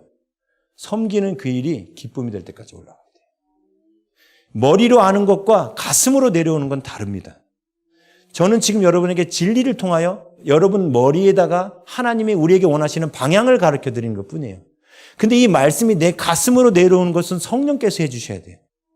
내가 누군가를 섬길 때 나에게 상처 주는 사람을 끝까지 품고 사랑하는 그 마음은 우리 안에 없어요. 죄송하지만. 왜? 우리는 만물보다 심히 거짓되고 부패한 마음을 갖고 있어요. 그래서 나를 채찍질하고 나를 욕하고 나를 힘들게 하는 사람 정말 가서 안 보면 한 대 때려주고 싶은 생각, 잠잘 때 그냥 목이라도 눌러버리고 싶고 이런 마음이 드는 게 우리예요. 여러분들 결혼하고 나서 그거 느끼지 않았어요? 바로 옆에서 주무시는 분? 그죠? 근데 그게 우리 진짜 모습이에요. 그게. 근데 그런 분을 네, 아멘. 네. 다른 분들은 거짓말하는 거고 솔직히 말씀하시는 거예요. 다 그래 다. 우리 안에 사랑 없습니다. 우리 안에 그렇게 계속 섬김이 기쁨으로 느껴지는 그 사랑이 없습니다. 근데 그 섬김을 기쁨으로 여기는 그 사랑은 오직 하나님 안에만 있어요. 놀라운 건 그 성령을 하나님께서 우리에게 왜 보내셔요? 하나님, 제가 그 사람을 용서하고 용서를 뛰어넘어서 그 사람을 섬기고 사랑하는 마음이 제 안에 없습니다. 할 때 하나님은 무엇이다? 그럼 처음 읽었잖아요. 하나님은 사랑이셔요. 그래서 하나님이 오시는 거예요. 우리를 하나님의 형상대로 만들었다 했죠? 형상이라는 게 무슨 뜻이에요? 체렘이란 히브리어 단어예요. 이거 외형이란 뜻이에요. 껍데기란 뜻이에요. 우린 껍데기예요. 껍데기는 그 속에 반드시 뭘 담아야 됩니까? 알맹이를 담아야 돼요. 그 알맹이가 누구죠? 하나님이에요. 예수님, 성령님, 하나님이 이 알맹이십니다. 우리는 껍데기이기 때문에 우리 안에 사랑이 없어요. 근데 성령을 구하면 성령이 오셔서 우리 안에 그 사람이 긍휼하게 여겨지고 그 사람을 사랑할 마음이 올라와요. 이게 바로 뭐냐면 우리가 하나님과 연합하는 겁니다. 그래서 우리가 섬김이 진짜 기쁨으로 바뀌는 때가 있습니다. 놀라운 건 섬김이 기쁨으로 바뀐 사람한테는 천국에서 하나님이 어떤 일을 맡기신다? 영원토록 하나님을 섬기는 위치에 주셔요. 실제로 심리학 하는 분들이 실험을 했어요. 대학생 그룹을 둘로 나눠서 50명에게 이쪽 50명, 이쪽 50명에게 각각 100불씩 나눠주고 한 10만 원 돈씩 나눠주고 이쪽 그룹은 이것은 오직 당신을 위해서만 써라. 마음껏 사고 싶은 거 사고 먹고 싶은 거 먹어라. 이쪽 그룹은 똑같은 돈을 주면서 이 돈은 당신을 위해서 쓰지 말고 누군가를 섬기기 위해서만 써라 하고 두 그룹을 내보냅니다. 그리고 두 그룹이 갔다 와서 이제 기쁨, 만족도를 조사한 거예요. 자, 어떤 그룹이 컸을까요? 둘 다 똑같았어요. 왜? 이쪽도 기분이 째지는 거야. 100불을 다 썼으니까. 근데 이쪽은 오히려 남을 나눠주고 섬겼고 자기는 하나도 안 받았잖아요. 그러니까 만족도가 떨어질 것 같잖아요. 근데 이 사람이 섬길 때 사람들이 좋아하는 걸 보고 너무 행복한 거예요. 자, 이 그룹을 3개월 후에 다시 불러서 조사를 합니다. 만족도에 대해서. 돈 또 준 게 아니라 다시 조사만 한 거예요. 자, 어떤 그룹이 더 높았을까요? 이쪽 그룹이에요. 이쪽 그룹은 그 기쁨이 다 사라졌는데 이쪽 그룹은 그때까지도 기쁨이 남아있는 거예요. 왜 그래요? 하나님이 우리를 그렇게 만드셨어요. 하나님은 우리가 누군가를 섬길 때 행복하도록 지으셨어요. 왜요? 하나님은 사랑이시기 때문에. 그래서 하나님께서도 우리를 섬겨주신 거잖아요. 그래서 예수님이 오셔서 우리의 발만 씻으신 것이 아니라 제자들의 발만 씻으신 것이 아니라 예수님 십자가에 달려 죽으시면서 우리를 섬기셨잖아요. 그렇죠? 그 섬김의 기쁨을 아시기 때문에 예수님이 그 길을 가신 거예요. 근데 우리가 그분을 닮기 원한다고. 그래서 우리가 그분을 닮으면 어떻게 돼요? 섬김의 기쁨을 알게 돼요.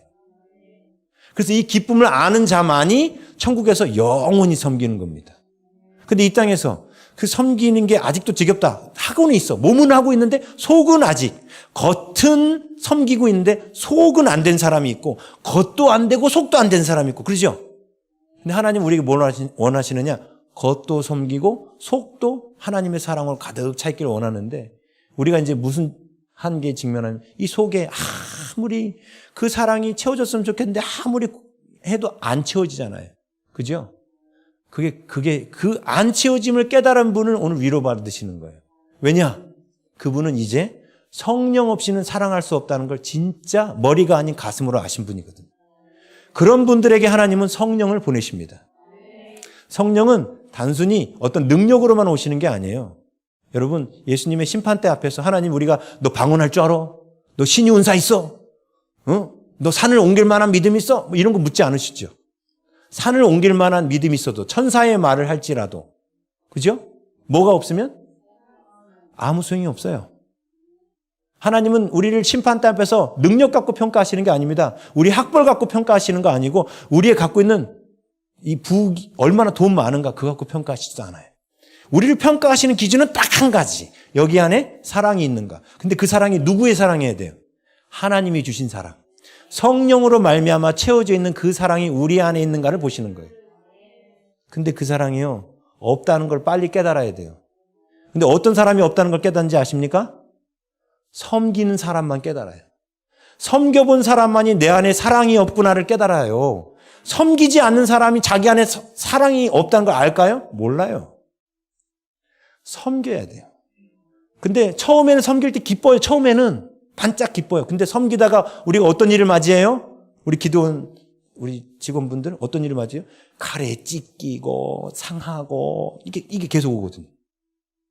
그러면서 막 진짜 목사님만 아니면 내가 진짜 막 이런 마음도 막 올라오고 막 그러거든요. 그러면서 내 안에 진짜 사랑이 없구나. 근데 내 안에 사랑이 없음을 깨달았을 때가 진짜 우리가 이제 성령님을 만날 때가 되었다는 겁니다. 그런 분들이 성령님 만나는 거예요. 성령이 불로 임하셔서 제자들이 바뀐 게 뭔지 아세요? 그들의 마음에 담대함이 생긴 거예요. 예수 그리스도의 사랑을 증거할 마음이 생긴 거고 목숨 걸고 사람들을 섬길 마음이 생긴 겁니다. 그렇죠? 은사나 능력 그것도 물론 중요합니다. 그러나 더 중요한 거 하나님은 무엇이다? 사랑이셔요. 자, 두 번째 천국가 뭐한다? 그의 얼굴을 볼 것이요. 자, 하나님의 얼굴을 너무나 보고 싶다. 손 들어보세요. 아멘, 할렐루야. 근데 보고 싶은 마음이 이러면 안 돼. 그분이 어떻게 생겼을까? 그분 수염은 났을까? 이건 잠깐 보고 마는 거예요. 근데 대부분의 성도들은 지금 하나님이 여러분을 찾아서 보시려고 합니다. 그럼 오지 마세요 하고 숨죠. 왜 그래요? 준비가 안 됐거든요. 그 준비가 안 된 분이 올 꼴까닥 죽었네. 그분을 하나님이 영원토록 하나님 얼굴만 보고 있게 하면 어떻게 되는 거예요? 그건 지옥이죠. 그죠? 이 땅에서 하나님을 너무너무 보고 싶은데 천국 가서도 계속 볼 수 있도록 기회를 주시는 게 천국이잖아요. 그래서 이 땅에서 하나님이 별로 별 볼 일이 없는 분들 걱정하지 마십시오. 천국 가면 하나님 볼 일 없습니다. 진짜예요. 성경에 나와요. 에스겔서 48장에 나와요. 하나님 얼굴 못 봅니다. 저 멀리 계셔요. 하나님이 그분한테는. 어떤 사람만 하나님을 볼까요? 자, 지금 말한 섬기는 일이 바로 레위인의 일이고요. 볼 것이요라는 이 일이 제사장의 일이에요. 에스겔서 48장에는 천국의 모습을 세 가지로 기록했어요. 평민의 땅, 왕의 땅, 거룩한 땅. 거룩한 땅 안에 뭐가 있느냐? 제사장의 땅, 레위인의 땅이 있는 거예요. 그 제사장은 하나님의 얼굴을 보는 믿음에 있는 사람. 레위인은 하나님을 섬기는 믿음에 있는 사람.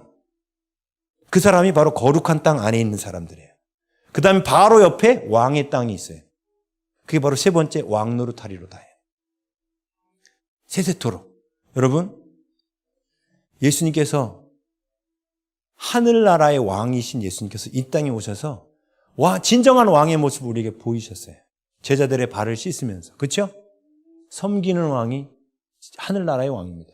이 땅에서 낮아진 만큼 천국에서는 어떻게 돼요? 그거 비례해가지고 똑같이 높아지는 거예요. 그렇죠? 예수님이 얼마큼 낮아졌어요? 로마에서 가장 더러운 그리고 가장 극악무도하고 고통받는 십자가 처형을 받으실 만큼 낮아졌어요. 인류 역사상 십자가 처형이 너무 비참해서 다시는 십자가로 사람을 죽이지 말자고 결의를 할 만큼 십자가는 인간이 만든 가장 낮은 자리였습니다.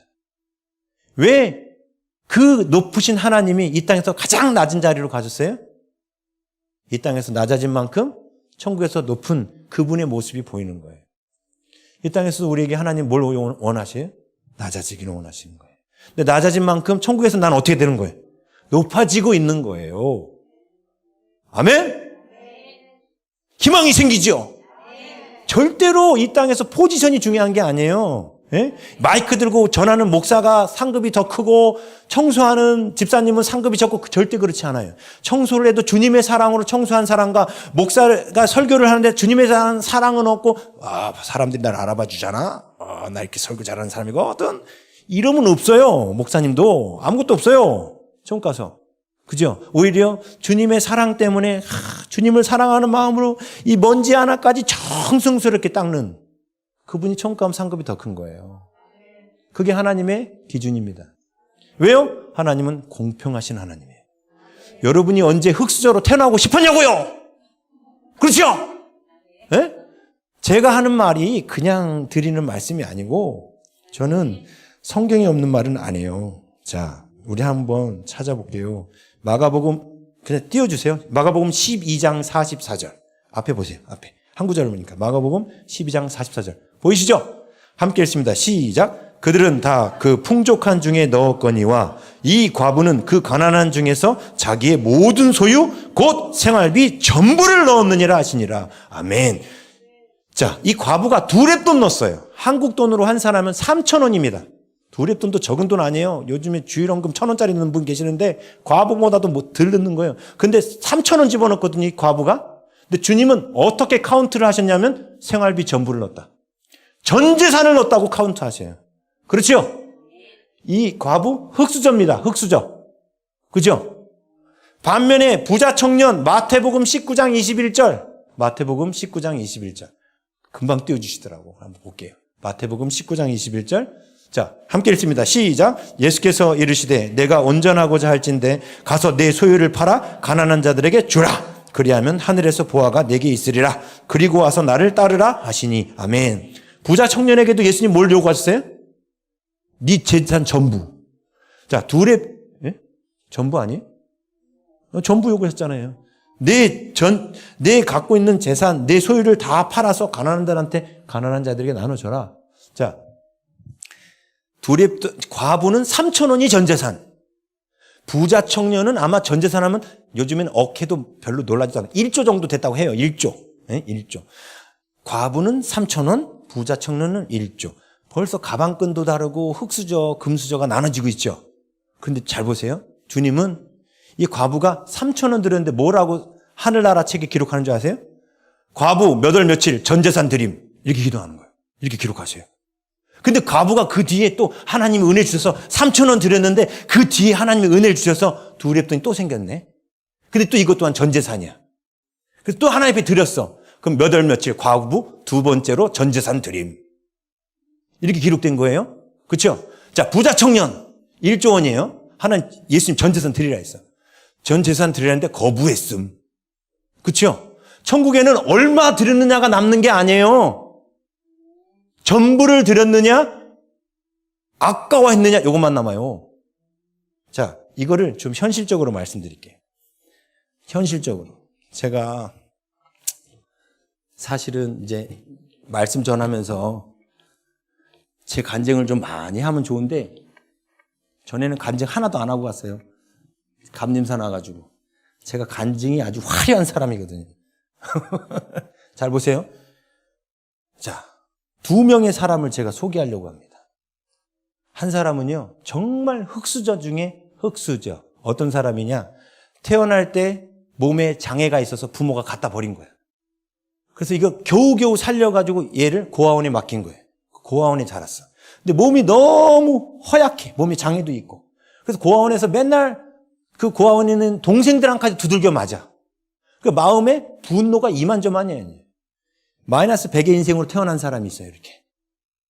예?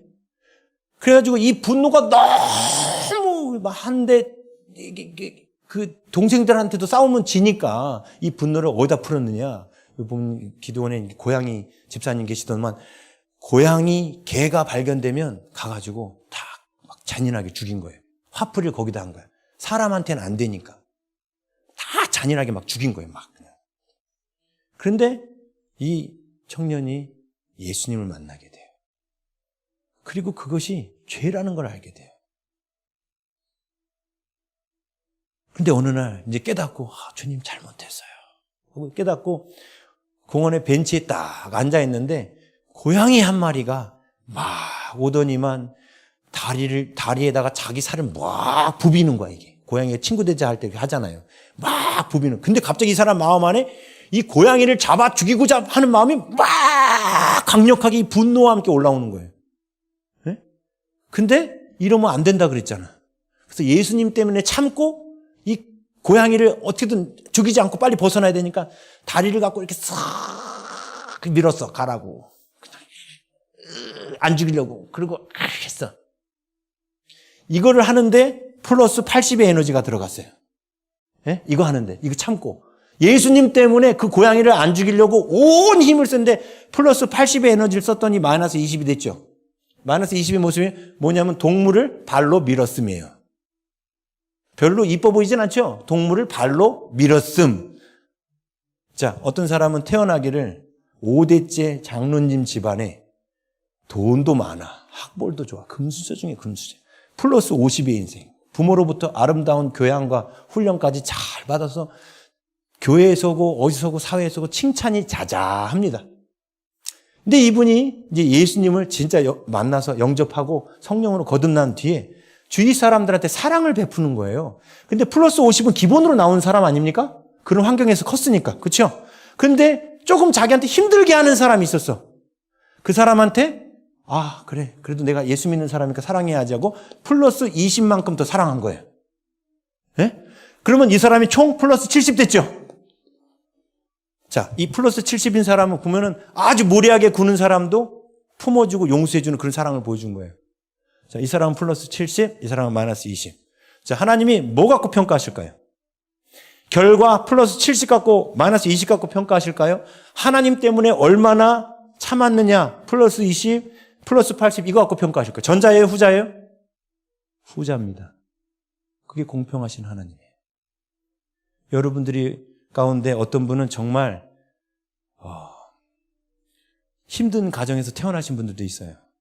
나도 그런 부잣집에서 태어났으면 그렇게 살지 않았습니다라고 말할 분들이 있어요. 맞아요. 근데 하나님께서는 우리에게 이렇게 말씀하셔요. 자, 누가복음 12장 48절 띄워주세요. 누가복음 12장 48절. 누가복음 12장 함께 읽겠습니다. 시작. 알지 못하고 맞을 일을 행한 종은 적게 맞으리라. 무릇 많이 받은 자에게는 많이 요구할 것이요 많이 맡은 자에게는 많이 달라 할 것이니라. 보세요.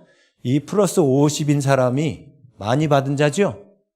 이 사람은 이 사람하고 똑같이 하면 플러스 80이 되면 어떻게 되는 거예요? 플러스 130까지는 돼야 되는 거예요. 그렇죠? 그래야 이 사람하고 똑같아지는 거예요. 근데 우리 인간의 눈으로 볼 때 여러분들 교회에 이 마이너스 20의 인생과 플러스 70의 인생이 여러분들 교회에 있으면 여러분들은 당연히 누가 천국에서 상이 클 거라고 생각하십니까? 겉으로 보이는 플러스 70 상이 클 거라고 보이시죠? 하나님은 그렇게 보시지 않는다는 거예요. 하나님은 중심을 보십니다. 비록 그가 교회에서 사고치고 힘들게 그렇게 해도 그가 옛날의 삶을 청산하고 죄 안 지려고 몸부림치는 하나님 때문에 사는 그 모습을 하나님은 이 5대째 장로님 집안보다도 더 귀히 여기신다는 거예요. 오늘 성경 말씀이 그러잖아요. 많이 맡긴 자에게는 많이 달라 할 것이다. 그러면요, 적게 맡긴 자에게는 주님이 적게 요구하셔요. 그래서 2렙돈 가진 여인은 2렙돈 냈는데 하나님은 전재산 이렇게 기록하셔요. 저는 그래서 전재산 낼 기회가 많았어요. 무슨 뜻이에요, 그게? 재산이 별로 없다는 뜻이죠. 근데 천국에 뭐라고 기록돼요? 전 재산. 그렇죠? 공평하지 않습니까? 네, 공평해요. 그래서 예수님 그러신 거예요. 부자가 천국 들어가기가 낙타가 바늘기로 들어가기보다 더 힘들다고. 하나님은요, 우리를 이 땅에서 그런 것 갖고 따지지 않으셔요. 얼마 갖고 따지지 않으셔요. 얼마나 하나님을 사랑했느냐로 계산하십니다. 그래서 하나님은 공평하신 거예요. 그래서 우리 교회 안에서 아직 많이 모자라 보이고 많이 부족해 보이는 사람일지라도요, 하나님 보실 때 너무 귀한 사람이 있는 거예요. 어떤 사람은 반면에 대단히 충성돼 보이지만 하나님은 악하고 게으른 종아 이렇게 말씀하실 수도 있다는 거예요. 예, 많이 맡겼는데 조금 일하거든. 그건 악하고 게으른 종이죠. 아닙니까? 여러분, 이제 마지막으로 이제 문화 비유 한번 찾아보려고 그래요. 자, 우리 하나님 말씀 누가복음 19장 11절.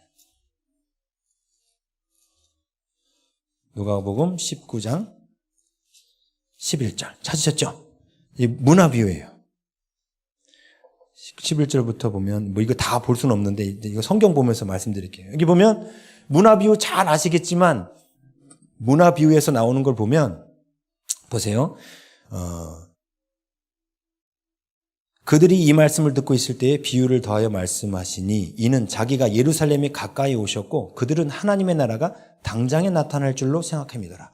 곧 하나님의 나라가 당장에 나타나는 게 아니란 걸 가르쳐 주려고 이 문화 비유를 하신다는 거죠. 그렇죠? 하나님의 나라가 당장에 나타나는 뜻은 새하늘과 새 땅에 오는 거예요. 당장에 오지 않는다는 거야. 곧 시간이 남았다는 거야. 그럼 그 남은 시간 동안에 뭘 해야 되는지를 적어주는 게 문화 비유예요. 이해되시죠? 그러면서 12절 이르시되 어떤 귀인이 왕위를 받아 가지고 오려고 먼 나라로 갈 때, 어떤 귀족이 왕위를 받으러 먼 나라로 가는 게 누구를 말할까요? 네, 예수님이에요. 예수님이 마지막 때 만왕의 왕으로 오시죠. 왕들의 왕으로 오셔요. 자, 우리 천국 가면 세 번째가 뭐였어요?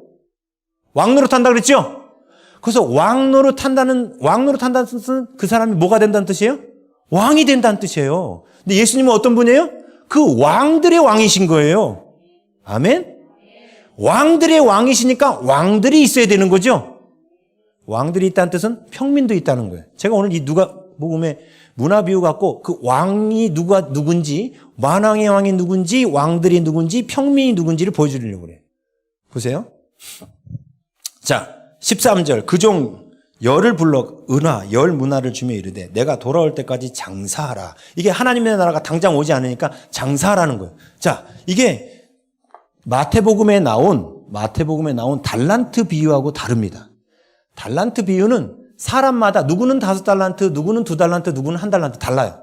달란트는 영어로 탤런트죠. 재능이란 뜻이에요. 재능은 사람마다 다릅니다. 누구는 금수저, 누구는 흙수저, 누구는 은수저, 누구는 젓가락. 뭐 다 달라요, 이게. 사람마다 다 다르죠? 그건 달란트 비유예요. 그런데 문화 비유는 그렇지 않아요. 10명의 종에게 각각 다 한 문화씩 나눠주는 거예요. 10개를. 그렇죠? 좀 달라요. 다 잘생긴 종이나 못생긴 종이나 실력 있는 종이나 실력이 없는 종이나 장애가 있는 종이나 장애가 없는 종이나 다 똑같이 한 문화씩 나눠줬어요. 그렇죠? 자, 그러면 우리가 이 땅에서 이 한 문화가 뭘까?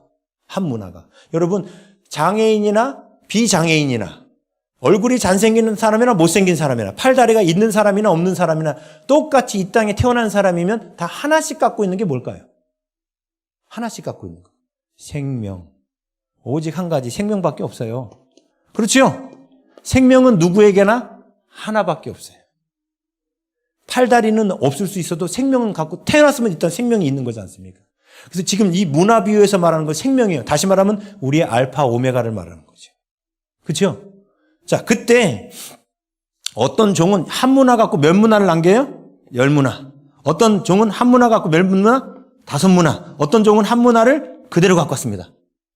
그렇죠? 자, 그러면 요 한 문화를 그냥 갖고 온 사람 어떻게 됐을까요? 성경에 나와요? 보세요. 안 나와요. 안 나와요. 이 사람의 최후가 안 나와요. 자, 반면에 10문화 남긴 사람한테 귀인이 왕이 돼서 왔어요. 예수님이 오신 거예요. 이 사람한테 무슨 복을 주나요? 10고을 다스리는 왕이 돼요. 10고을 다스리는 왕이 되죠. 반면에 5문화 남긴 사람한테는요, 5고을 다스리는 왕이 돼요. 다르죠? 5고을을 다스린다는 뜻은 왕이 된다는 뜻이에요. 우리 천국 가면 무슨 일 한다? 왕 노릇해요. 근데 10고을을 다스리는 왕, 5고을을 다스리는 왕이 있어요. 근데 한 문화 남긴 사람 어떻게 됐는가? 여기 보니까 22절, 19장 22절, 주인이 이르되 이 악한 종아 내가 네 말로 너를 심판하노니 너는 내가 두지 않은 것을 취하고 심지 않은 것을 거두는 엄한 사람인 줄로 알았느냐? 그러면 어찌하여 내 돈을 은행에 맡기지 아니하였느냐? 그리하였으면 내가 와서 그 이자와 함께 그 돈을 찾았으리라 하고 곁에 섰는 자들에게 이르되 그 한 문화를 빼앗아 10문화 있는 자에게 주라 하니 그들이 이르되 주여 그에게 이미 10문화가 있나이다. 주인이 이르되 내가 너에게 말하노니 무릇 있는 자는 받겠고 없는 자는 그 있는 것도 빼앗기리라. 그리고 나서 이 한 문화 남긴 자가 어떻게든지 안 나와요. 반면에 10명의 종 외에 마을 사람도 있어요. 마을 사람. 이 마을 사람들은 이 귀족이 왕이 되어오는 것을 반대하던 사람이에요. 나는 너가 왕이 되는 것을 반대한다 하던 사람이에요. 그 사람에 대한 심판만 나와요. 27절. 그리고 내가 왕됨을 원하지 아니하던 저 원수들을 이리로 끌어다가 내 앞에서 죽이라. 이게 나오죠. 그런데 한 문화 남긴 사람이 어떻게 됐는지는 안 나와요. 분명히 확실한 고을은 안 받았어요. 그렇죠? 그리고 중요한 건 이 한 문화를 누구한테 줬냐는 거예요. 10문화 남긴 사람한테. 근데 문화가 뭘 상징한다? 생명. 그럼 이 사람의 생명이 누구에게 맡겨졌다? 그 10고을 중에 한 고을 가서 사는 거예요. 여러분, 근데 교회에 문화를 남긴 분들이 많을 것 같아요? 아니면 문화 안 남긴 분이 많을 것 같아요? 예? 네, 안 남긴 분들이 안타깝게도 엄청나게 많습니다. 교회에 오면 섬기려고 하는 분들이 없어요. 다들 섬김 받으려고만 해요. 문화를 남길 생각을 안 해요. 이 땅에서 섬김의 기쁨을 모르면 천국에서 섬길 일 없다 그랬지 않습니까? 보세요. 이 사람이 섬기는 일을 한 거예요. 10문화 남긴 거는. 그러니까 하나님께서 그를 왕으로 삼으시는 거예요. 하나님께서 아담과 하와를 에덴 동산에 창조하시고 이 땅에 두셨을 때 하나님은 아담과 하와에게 뭘 원하신 거예요? 똑같은 거죠. 그들도 하나님을 사랑하게 되기를 원하셨죠. 그게 뭐가 되는 거냐면 그들이 왕의 준비를 하는 거예요. 그렇죠? 그래서 하나님이 그들에게 어떤 걸 줬냐면 땅을 다스리고 정복해라. 다스리다는 뜻이 왕이란 뜻이에요. 하나님이 아담을 에덴 동산에 두신 이유는 왕 노릇하는 훈련을 시키셨다는 뜻이에요. 그죠? 근데 아담은 그 훈련에 실패한 거예요. 하나님을 섬기는 일에 실패한 겁니다. 그런데 우리한테 다시 기회가 주어졌습니다. 예수 그리스도로 말미암아 우리에게 다시 기회가 주어졌어요.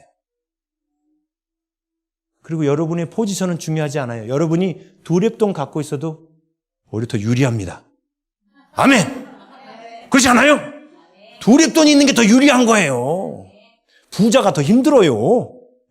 보십시오. 목사의 자리에서 하나님의 그 사랑의 수준을 요구하시는 거에 이르는 것보다 아무도 알아주지 않는데도 불구하고 기쁨과 사랑으로 섬기는 게 조금 더 유리할 수 있어요. 목사는 왜? 사람들한테 존중받고 대우받고 막 그런 자리잖아요. 물론 모든 목사님들이 그러진 않아요. 대한민국의 한 90% 정도는 그러지 않을 거예요. 아주 큰 교회 목사님들만 그렇게 대우받지 작은 교회 목사님들 그런 분들도 별로 없어요. 그죠? 근데 하나님은 그런 거 갖고 평가하지 않으신다고요. 우리의 직업이 뭐냐, 우리의 포지션이 뭐냐, 내가 가진 재산이 얼마냐 이거 갖고 평가하지 않으셔요. 정말 내 안에 하나님을 향한 사랑 때문에 그 사람을 용서하고 사랑하느냐, 하나님을 향한 사랑 때문에 내가 그 사람을 끝까지 섬기느냐 이거 갖고 평가하셔요. 그래서 우리가 뭘 하느냐는 중요하지 않습니다. 보면 교회 봉사를 딱 시키면 사람들이 식당은 안 가고 다 성가대 쓰려고 그래요. 그죠? 왜 그런 줄 아십니까? 성가대 있어 보이거든. 식당 안 보이거든. 그렇죠? 안 보여요. 안 보여. 근데 제가 성가대 쓰지 말라 이 얘기가 아니라 성가대를 쓰던 식당에 근데 식당에 있는 분들이 상급을 잃지 말라고 하는 거예요. 이거는 예? 성가대 쓰는 분들은 즐거움과 기쁨으로 하나님께 섬기면서 하는데 식당에 있는 분은 에이, 나 이 노래를 못하고 난 하나님한테 이런 은사도 못 받아가지고 말이야. 내가 성가대도 못 쓰고 말이야. 이런 거 나오고 말이야. 이래서 상급 까먹지 마시라는 거예요. 오히려 하나님 볼 때 객관적으로 뭐가 더 힘들까요? 식당이 더 힘들어요. 그분들이 조금만 충성하고 기쁨으로만 섬기면 그분들이 상이 더 큰 거예요. 그렇죠? 그래야 하나님이 공평하신 거 아닙니까? 하나님은 사랑의 하나님이신 동시에 정의의 하나님, 공의의 하나님, 공평하신 하나님이십니다. 그래서 우리가 태어난 금수저냐 흙수저로 평가하시면 저 같은 사람은요, 그러면 정말 천국 가면 상급 하나도 없어요. 아니, 많겠구나. 왜냐하면 저는 흙수저 중에 흙수저군은 제가 총신대학교 89학번이거든요. 근데 저희가 학교에 갔을 때 친구들이 이런 말을 했습니다. 뭔 얘기냐면 성골이 있고 진골이 있고 육두품이 있다는 거예요. 이게 뭔 얘기냐? 성골, 이게 뭔 얘기냐면 아버지가 목사님인데 신학과 들어온 친구는 성골. 진골이 무엇이냐? 아버지가 장로님인데 신학교 들어온 사람은 진골. 부모님이 믿지 않는데 교회 오거나 뭐 집사님이거나 이런 사람은 저같이 육두품. 뭐 이런 거 있었어요. 근데 그런 걸로 따지면 어떻게 돼요? 전 불리하잖아요. 근데 저는 유리해요. 왜요? 출발부터가 전 낮잖아요. 좀만 해도 하나님 상 주신다고요. 그렇죠? 금수저들은요 많이 해야 돼요. 그 친구들 많이 해야 돼요. 예? 저는 뱃속에 있을 때 제 아버지가 저를 이 땅에 안 태어나게 하려고 뱃속에 있을 때 죽이려고 그랬어요. 태아기 상처가 있는 사람이에요. 태아기 상처가 있는 사람이 분노가 어마어마합니다. 이 분노 때문에 제가 전도사 시절에 제 주일학교 애들을 마대자루 갖고 때렸어요. 이해가 되세요? 저는 그게 사랑이라고 생각했거든. 제 안에 그렇게 분노가 많았습니다. 그런 저를 하나님 바꾸신 거예요. 그러니까 교인들한테 제가 항상 이런 얘기 하거든요. 이제 저의 허물을 교인들은 가까이서 다 보거든요. 보면 지금 모습 갖고 평가하지 마. 나 옛날에 아주 심했걸랑. 나 건드리면 다 죽었어. 저한테 딱이 맞아서 눈이 터진 애들도 있어요. 주일학교 애들 가운데. 제가 그렇게 나쁜 놈이었어요. 전도사인데. 그만큼 상처가 컸어요. 어릴 적에 제 소원이 뭐였냐면 그 어릴 적에 보면 지금이나 그때나 지금은 좀 드라마 주제가 좀 바뀐 것 같아요. 안 봐서 잘 모르겠는데 그러나 변치 않는 드라마 주제가 있습니다. 그게 뭐냐면 우리 아버지가 부자인데 우리 어머니하고 썸 타다가 우리 어머니를 버린 거야. 근데 내가 태어난 거야. 근데 훗날 우리 아버지가 회장님인데 그분이 나한테 회사를 물려주는 거야. 뭐 이런 테마? 이게 드라마에 항상 나오는 테마예요. 저 어렸을 때도 그런 드라마 있었습니다. 근데 형들이 와가지고 이런 얘기 해주더라고. 넌 다리 밑에서 주워왔다. 이런 얘기 해주는 거예요. 그래서 제가 할렐루야. 속으로 그렇게 생각했어요. 왜 그런 줄 아세요? 그러면 그 드라마 영향을 받아가지고 그럼 우리 아버지는 최소한 이거보다 가난하진 않겠지. 회장님이실 거야. 드라마 영향을 받아가지고 회장님이 나타나실 거야. 그래서 나를 구제해서 회사를 물려줄 거야. 막 이런 생각을 했어요. 가난이 너무 지긋지긋해가지고. 근데 나중에 봤더니 어머니랑 저랑 아버지랑 얼굴 자세히 보니까 닮았더라고. 그래서 그게 아닌 걸 나중에 알고 엄청 실망을 했어요. 저는 형들이 다리 밑에서 주워왔다고 했을 때 희망을 가졌어요. 가난이 너무 지긋지긋해가지고. 근데 사람마다 이렇게 태어난 게 다르고, 그래서 제가 어릴 적에 하나님을 대단히 많이 원망했습니다. 아버지도 초등학교 5학년 때 이복 형제 셋 데리고 나가시고, 집안 돌보지도 않고 여태까지 대학 등록금이니 중학교 등록금이 단 한 번도 대준 적이 없어요. 대단히 불행한 가정에서 컸습니다. 대단히 가난한 가정에서 컸고. 그래서 저는 하나님 앞에 항상 원망했습니다. 왜 나를 이런 가정에서 태어나게 하셨냐고. 그런데요, 하나님의 이 말씀, 진리를 만나고 난 뒤에 제 생각이 바뀐 거예요. 내가 복된 자구나. 내가 복된 자구나. 전 두립돈만 드리면 돼요. 할렐루야. 할렐루야. 그죠? 여러분은 전 재산 드리셔야 돼요. 할렐루야. 그래서 우리가 지금 어떤 위치에 있느냐는 중요한 게 아닙니다. 자, 보세요. 선교사님들이 선교지를 나갈 때 그곳에 있는 많은 영혼들한테 주의 복음 전하려고 하는데 막상 내 가족들 사랑하지 못하면 아무 소용없다는 거예요. 때로는 하나님께서 그 모든 사역 다 내려놓고 한 사람만, 근데 그 한 사람 사랑하는 게 너무 힘든 거야. 차라리 성도들은 가끔씩 만나기라도 하지. 근데 그 한 사람은 그 자식일 수도 있고 배우자일 수도 있고 가까운 형제일 수도 있는 거예요. 근데 그 한 사람은 내 속을 그렇게 쓰기는 거야. 이놈 때문에 목회도 하기 싫을 만큼 그런 사람이 있을 수 있어요. 근데 하나님은요, 우리가 밖에 나가서 많은 성도들 웃으면서 섬긴 것 같고 우리 평가하시는 게 아니에요. 하나님이 나에게 보낸 그 사람 사랑했느냐 사랑하지 않았느냐. 선교지에 우리가 학교 몇 개 세웠다고 하나님 그거 갖고 우리 평가하실 것 같습니까? 절대 아닙니다. 하나님의 우리의 심판의 기준은 우리 안에 하나님을 향한 사랑입니다. 우리 이용란 원장님 보시면 처녀 때 그 책에 나오잖아요.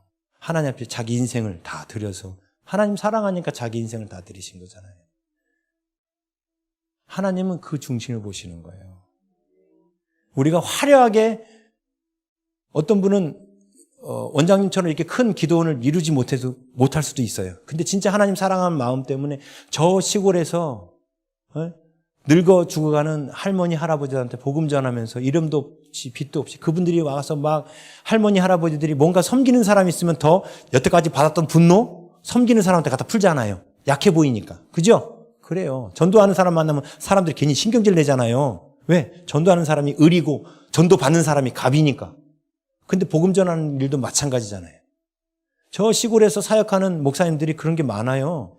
사회에 나오면 다 알아줄 만한 분인데 그 시골에서 할머니 할아버지 정말 학벌도 낮고 뭐도 다 낮은 그 할머니 할아버지 비유 맞춰가면서 섬기는 그분들이 막 욕해도 감당하고 섬기는 그분의 상급이 작을 거라 생각하십니까? 대형교회 목사님보다 작을 거라고 생각하세요? 아니에요. 절대 그렇지 않습니다. 하나님은 그거 갖고 우리 평가하시지 않습니다. 그거 갖고 평가하시면 우리가 하나님을 믿을 수도 없고 하나님은 우리가 사랑이라고 말할 수가 없습니다. 자, 이제 결론을 맺으려고 그래요. 오늘 처음 읽었던 말씀 돌아가려고 합니다. 요한일서 4장 17절입니다. 요한일서 4장 17절.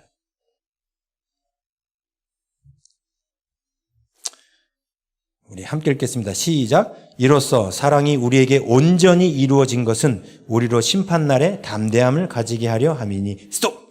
보세요. 사랑이 온전히 이루어졌다는 뜻이 무슨 뜻이에요? 우리가 오메가까지 간 거예요. 예수 그리스도의 모습을 닮은 거예요. 그럼 어떻게 돼요? 심판날에 우리 안에 담대함이 있습니다. 그죠? 그러면서 이렇게 말해요. 담대함을 가지게 하려 함이니 이는 주께서 그러하심과 같이. 이게 뭐예요? 예수님께서 알파 오메가 그 사랑의 완성이신 것 같이 우리도 어디서? 이 세상에서 그러하니라. 우리도 이 세상에서 주님을 닮아야 된다는 거예요. 잊지 마십시오. 우리 죽고 나면 기회 없습니다. 여러분의 생명이 붙어있다는 뜻은 우리가 아직 사랑할 사람이 남아있다는 뜻입니다. 우리가 용서할 사람이 남아있다는 뜻입니다. 예, 사랑하지 못할 수 있고 용서하지 못할 수 있습니다. 왜? 그 사람이 나한테 끼친 해악이 너무나 크기 때문에. 그러나 용서할 수 없을 때 기뻐하고 기뻐하십시오. 왜? 내 힘으로 안 된다는 걸 이제야 깨달으신 거거든요. 내 힘으로 안 된다는 걸 깨달은 분한테 하나님은 성령을 보내십니다. 그래서 하나님의 힘으로 용서하고 하나님의 힘으로 사랑하게 하십니다. 기도하겠습니다. 아버지 하나님 감사합니다. 오늘 말씀 통해서 하나님께서 저희들을 왜 만드셨는지, 왜 이 땅 가운데 두셨는지 깨닫게 하여 주신 것을 감사합니다. 주님, 이 숨이 끊어지는 그날까지 주님이 주신 그 사랑대로 저희도 저희들에게 보낸 사람 사랑하는 그런 하나님의 자녀가 되게 하여 주시옵소서. 주님, 저희들의 힘으로 사랑할 수 없습니다. 오직 성령께서 저희들 안에 들어오셔서 성령께서 그 사랑을 이루어 주시옵소서. 그래서 나의 사랑으로 사랑하는 자가 아니라 사랑이신 하나님의 그 사랑으로 사랑하는, 그래서 온전히 예수 그리스도 닮은 저희들 되게 하여 주시옵소서. 감사드리며 예수님의 이름으로 기도하옵나이다.